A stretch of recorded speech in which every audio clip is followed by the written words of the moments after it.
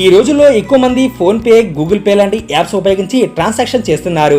అయితే కొన్ని అవసరాలు ఖచ్చితంగా డబ్బులు డ్రా చేయాల్సి ఉంటుంది. దీంతో ఏటీఎంలకు వెళ్లి విత్డ్రా చేస్తారు. అయితే ఇకపై డబ్బు విత్డ్రా చేస్తే ఇంటర్ ఛార్జీలు ఎక్కువ కట్టాల్సి ఉంటుంది. ఎందుకంటే ఏటీఎం లావాదేవీ ఛార్జీలను రిజర్వ్ బ్యాంకు పెంచేసింది.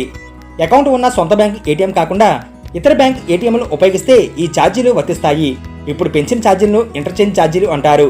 రిజర్వ్ బ్యాంక్ నివేదిక ప్రకారం మే 1వ తేదీ నుండి బ్యాంక్ కస్టమర్లు తమ ఖాతా ఉన్న బ్యాంక్ నెట్వర్క్ కాకుండా ఇతర బ్యాంక్ ఏటీఎం మిషన్ నుండి లావాదేవీలు చేస్తే ఎక్కువ ఛార్జీ చెల్లించాల్సి ఉంటుంది. డబ్బు తీసుకోవడమే కాదు, బ్యాలెన్స్ చెక్ చేసిన ఛార్జీ చెల్లించాలి. ప్రస్తుతం ఖాతా ఉన్న బ్యాంక్ ఏటీఎం కాకుండా ఇతర ఏటీఎంలను ఉపయోగిస్తే అదనపు ఛార్జీలు వసూలు చేస్తున్నారు. ఇది మే 1 నుంచి మరింత పెరగనుంది.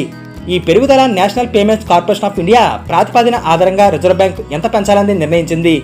బ్యాంక్ వినియోగదారులకు ప్రతి నెల కొన్ని ఉచిత లావాదేవీలు లభిస్తాయి. అంటే సొంత బ్యాంక్ ఖాతా అయితే ఎన్నిసార్లైనా విత్డ్రా చేసుకోవచ్చు. కానీ ఇతర బ్యాంక్ ఏటీఎంలు అయితే నెలకు లిమిటెడ్ సార్లు మాత్రమే మనీ విత్డ్రా చేయాల్సి ఉంటుంది. ఒక్కో లిమిట్కు ఒక్కో బ్యాంక్ ఒక్కోలా ఛార్జీ చేస్తుంది. ఇప్పటివరకు కస్టమర్లు తమ సొంత బ్యాంక్ ఏటీఎంకు బదులుగా వేరే నెట్వర్క్ ఏటీఎం నుండి డబ్బు తీసుకుంటే వారు ఒక్కో లావాదేవీకి 17 రూపాయలు ఛార్జీ చెల్లించాలి. ఇది మే 1 నుంచి 19 రూపాయలకి పెరుగుతుంది. ఇది కాకుండా ఇతర బ్యాంక్ ఏటీఎం నుంచి బ్యాలెన్స్ చెక్ చేయడానికి 6 రూపాయలు ఛార్జీ వసూలు చేసేవారు. అది ఇకపై నుంచి 7 రూపాయలకు పెరుగుతుంది. ఆర్బీఐ ఇప్పుడు పెంచిన ఛార్జీలను ఇంటర్చేంజ్ ఛార్జీలు అంటారు. వాస్తవానికి ఈ ఛార్జీలను బ్యాంకులు చెల్లిస్తాయి. అంటే ఒక బ్యాంక్ కస్టమర్ మరొక బ్యాంక్ ఏటీఎంను ఉపయోగించి డబ్బు తీసుకున్నందుకు గాను ఆ బ్యాంకు తన కస్టమర్ తరపున మరొక బ్యాంకుకు ఇంటర్చేంజ్ ఛార్జీ చెల్లిస్తుంది.